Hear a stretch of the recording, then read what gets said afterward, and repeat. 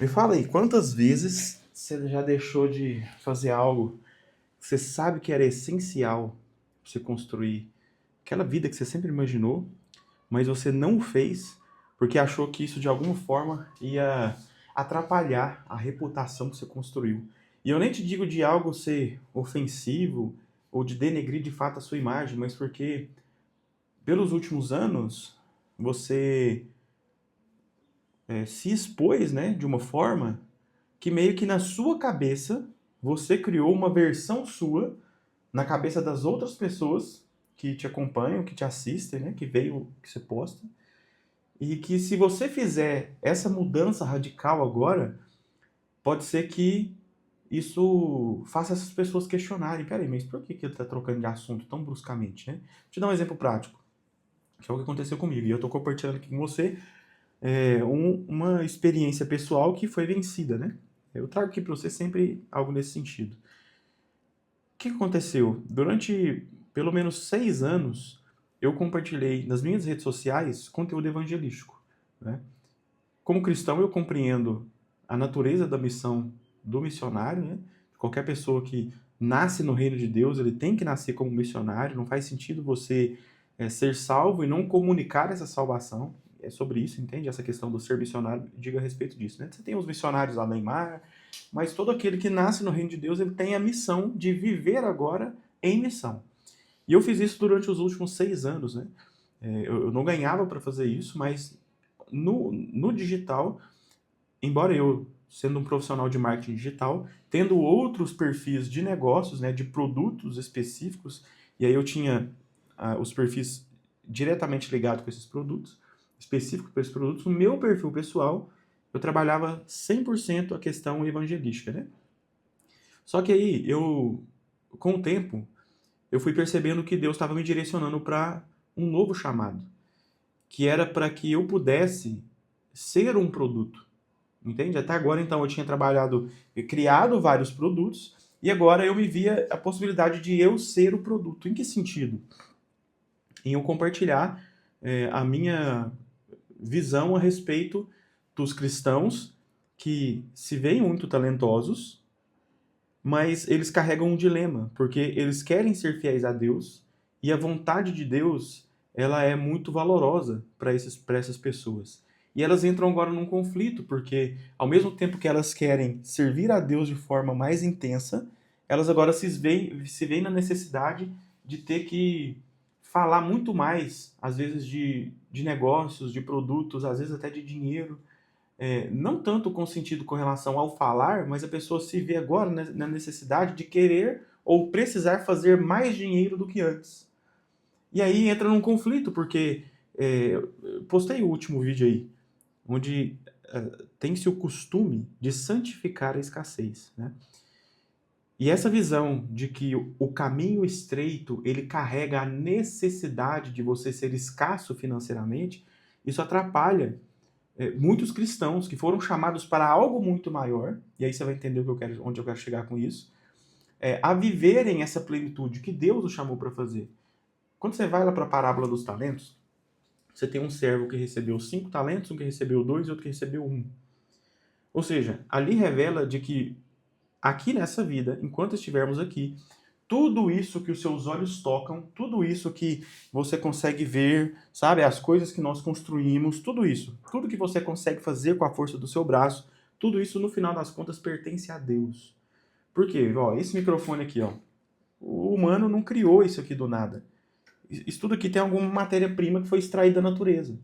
A matéria-prima que faz absolutamente tudo o que compõe esse microfone foi extraída da natureza de alguma forma.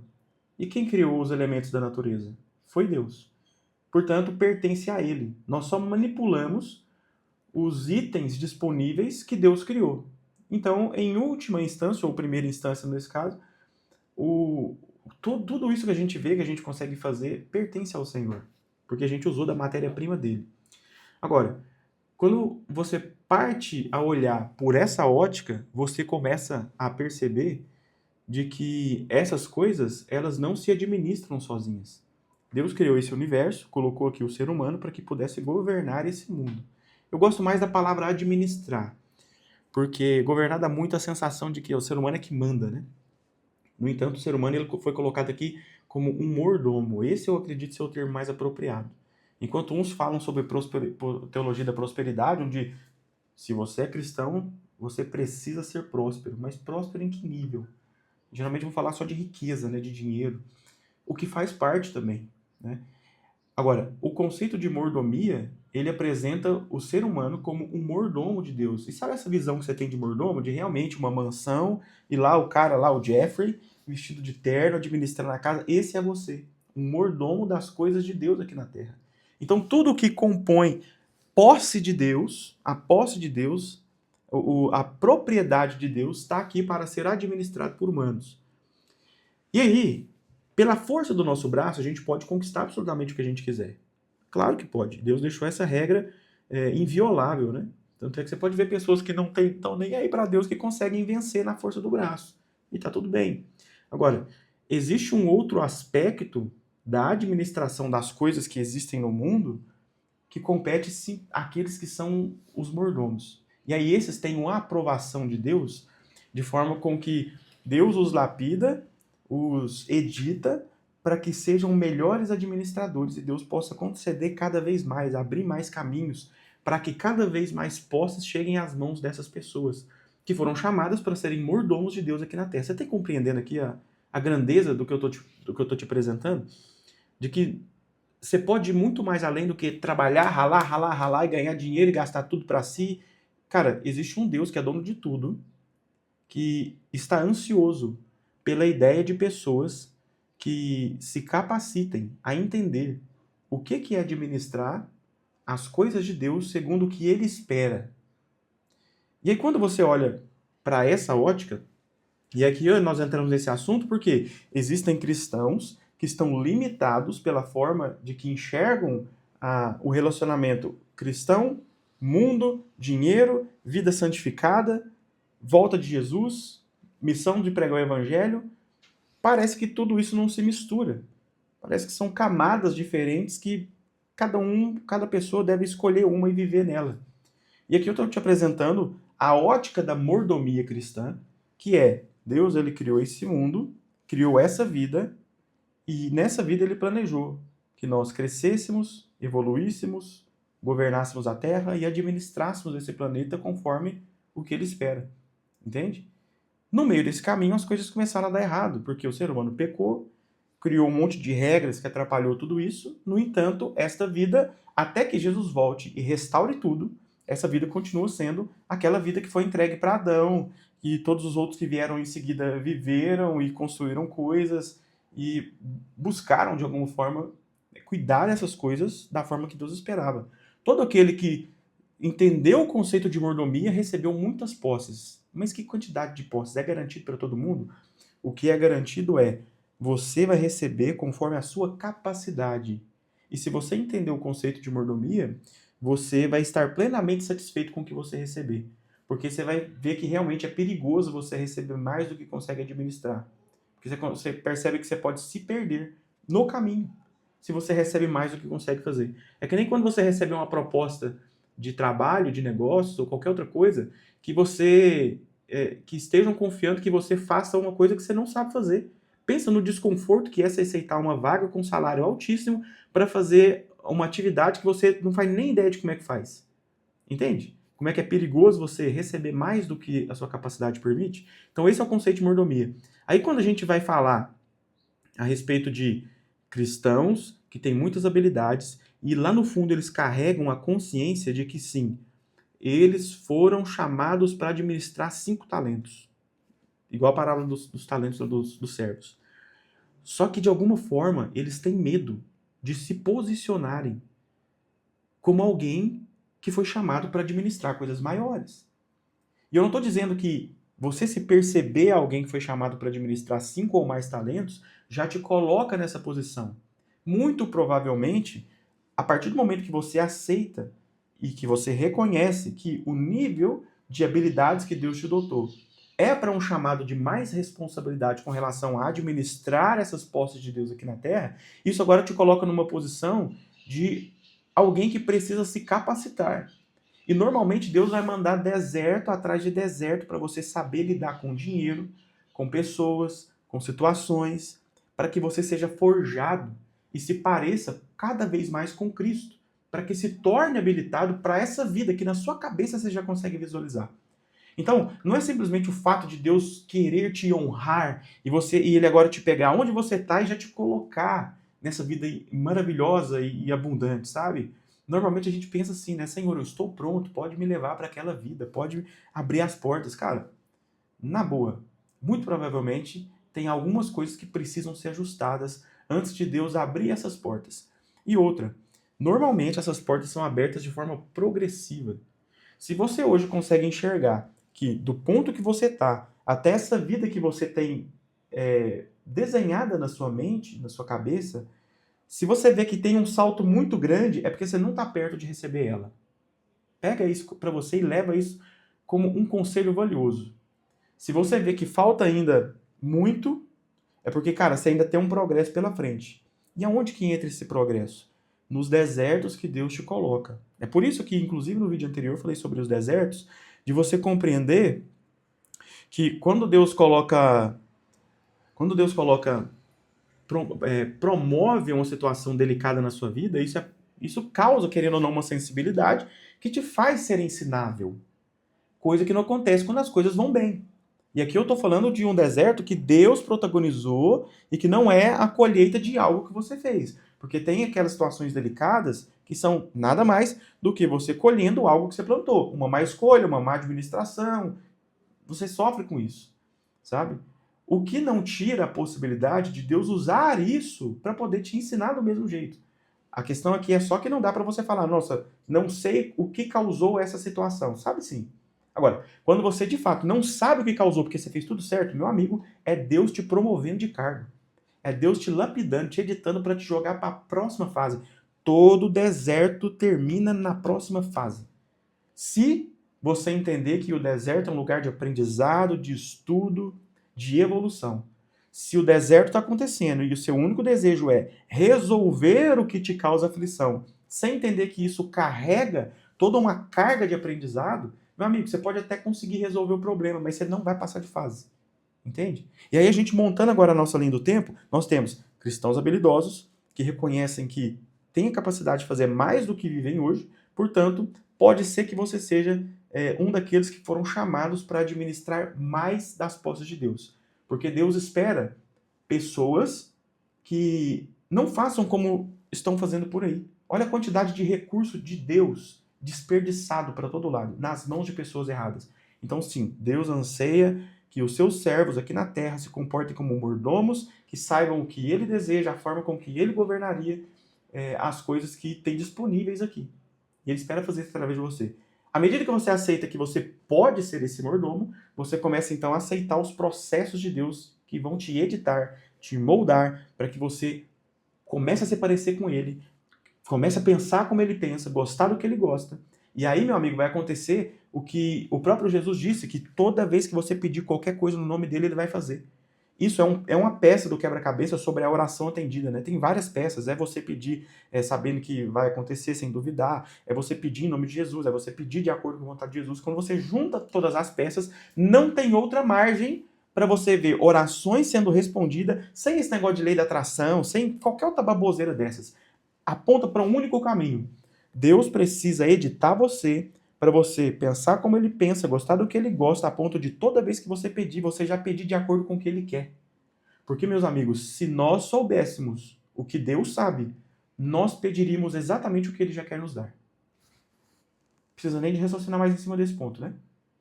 A partir do momento que você se vê, então, ok, me considero um mordomo, quero ser moldado e editado, vou aceitar os desertos sob a visão de aprendizado, de exame, de analisar o que está acontecendo, de eu estudar esse deserto para eu entender como que Deus, o que Deus quer fazer comigo aqui.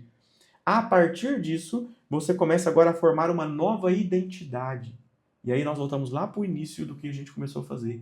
O que é que você sabe que você precisa fazer para materializar essa vida que você sabe que Deus preparou para você, mas que pelo fato de você ter construído uma visão sua anterior na cabeça das pessoas, você acha que elas vão rejeitar quando você começar a se posicionar dessa forma nova. Aí eu te trouxe aqui o meu exemplo, né? Que eu falava somente da parte evangelística, compartilhando a questão da mensagem da Bíblia e tudo mais. E hoje eu percebo que o meu chamado ele foi ampliado para não só apresentar a mensagem do Evangelho, o que se diz respeito à eternidade, ao porvir, à salvação, arrependimento dos pecados. Porque quando a pessoa se converte, até que Jesus volte e concretize todo o plano da redenção, na parte de acabar com o pecado e nos transformar imagem e semelhança dele completamente de forma, sabe, inteira, a gente tem uma vida para ser vivida até lá. E essa vida, ela precisa ser vivida aos moldes da palavra até lá. Isso não tem que ver só com espiritualidade, porque tem muita gente que acha que Deus está preocupado só com o que é espiritual, religioso, a boa moral, e não. Deus está interessado em que você viva aqui, mesmo que a gente tenha criado todas essas regras de vida aqui, Deus espera que você vive aqui, honrando o nome dele, até que ele venha. Por isso que não dá para você abandonar essa vida para viver uma vida de santidade, onde, sabe, as regras do mundo, eu não estou falando das regras do mundo que batem de frente com os princípios divinos, estou falando com as regras de vida que a gente mesmo criou. Deus sabe que é assim. Quando Jesus veio, Jesus viveu de acordo com as regras desse mundo. Não as regras que quebram os princípios, mas as regras que implicam viver no planeta Terra. Você está entendendo o que eu estou querendo dizer? Então, se você sabe que você tem um chamado para algo maior, se Deus já permitiu que você visualizasse um modelo de vida, primeiro, não vá em busca dessa vida num salto só. Você vai subir de degrau em degrau, de deserto em deserto, até se posicionar nessa vida. Entende? Para isso, você vai precisar agora sim, se expor abertamente como quem está caminhando para esse rumo. Mesmo que isso contrarie na mente das pessoas, ou por mais que seja uma visão hipotética sua, isso vai contrariar na cabeça das pessoas que você já conhece essa visão antiga sua, essa versão antiga sua. E de fato, na Bíblia você tem várias pessoas que Deus mudou o nome delas para mostrar que, olha, ele é uma nova pessoa. Então, meu amigo, não se apegue a esse detalhe de que, nossa, eu construí isso, essa imagem, eu preciso preservar ela, porque o que as pessoas vão pensar de mim? Meu amigo, esquece, o Senhor de todo o universo, ele te chamou e está te propondo uma nova identidade. Pois faça isso de forma abrupta, pois mostre que você não é mais aquela pessoa. Mesmo que as pessoas achem que, nossa, agora parou de falar só de evangelho e está falando de negócio, está falando de vender coisas agora. Cara, se você tem clareza de que Deus te chamou para ser um mordomo, você vai ter que lidar com compra e venda de coisas. Foi assim com José no Egito, lembra? Quando José teve a visão a respeito da seca que haveria no Egito, ele não colocou tudo em celeiros e depois saiu distribuindo gratuitamente para as pessoas. Não. Foi tudo vendido. Entende? Então, não tenha medo, cara, de você ter que vender, sabe? De você se posicionar como algo comercial e ao mesmo tempo que você fala de evangelho, de salvação, de Deus. Porque se você foi salvo pela graça, se você é um servo de Deus, não tem como você separar a sua vida do evangelho. Eu não estou falando que você vai vender palavra de Deus, mas absolutamente tudo que você esbarrar vai acabar encostando em alguma coisa de algum princípio divino, porque esse é você é alguém inteiro. Você não é alguém fracionado, entende? Então o que eu quero te dar um conselho? Comece a se posicionar como alguém que recebeu uma nova identidade. Imagine que essa vida, se você quiser fazer esse exercício, pode fazer, vai ficar mais fácil. Você escrever todos os aspectos que compõem essa vida que você imagina que é a vida ideal que Deus te chamou para viver. O que você faz nessa vida? Qual que é a sua rotina? Quais que são os seus hábitos? O que você faz nela? O que você constrói? Tenta colocar o máximo de detalhes. E aí você tem agora, imagina o seguinte, você tem essa nova vida aqui em cima. E a partir de agora, você vai pegar elementos dessa vida e vai montar na vida presente. Porque essa vida que você está imaginando, ela não vai simplesmente acontecer de uma vez, onde antes você fazia, antes você não fazia, agora você faz aquilo. Não é. É você pegando partes dessa vida, trazendo para o presente, você começa a montar essa vida. Você está entendendo? Então, se nessa vida você tem o hábito de estudar a Bíblia antes de qualquer outra coisa de manhã, pega esse hábito e monta ele agora, nessa vida real. E vai chegar um momento onde todas as peças dessa vida ideal foram trazidas para a vida presente. E quando você menos esperar, você já estará vivendo ela. Entendeu? Que Deus possa te abençoar e se você puder deixar um comentário aqui embaixo do que foi valioso para você, o que foi compartilhado aqui, e até para ajudar outras pessoas, né? Que passam também pela mesma situação e às vezes o seu contexto vai ser o que vai ensinar para elas muito mais do que foi dito aqui nesse vídeo. Que Deus possa te usar poderosamente e que você possa ser um instrumento, um mordomo nas mãos do Senhor. Até mais.